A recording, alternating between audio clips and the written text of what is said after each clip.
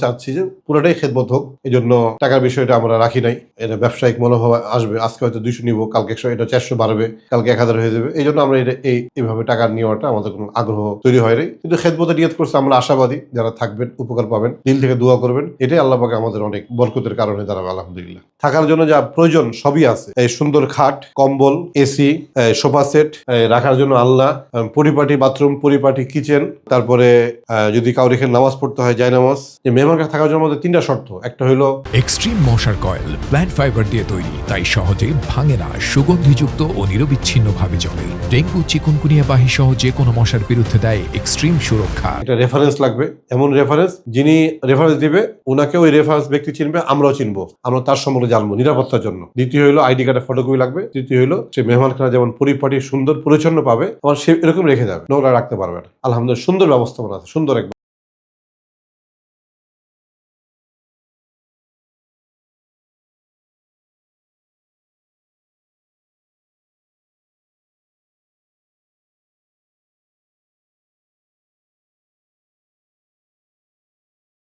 আলহামদুলিল্লাহ হাফিজ হুজুর রহমতুল্লাহ আলাইহি সেবা ফাউন্ডেশনের সেবামূলক কাজের একটি অন্যতম কাজ হইল হাফিজি মেহমানখানা বা মুসাফিরখানা। আলহামদুলিল্লাহ তার এই ধারাবাহিকতায় 2025 সালের জানুয়ারি মাস থেকে আমাদের এই মেহমানখানা দেখতেছেন, এটা এই কাজ চলমান।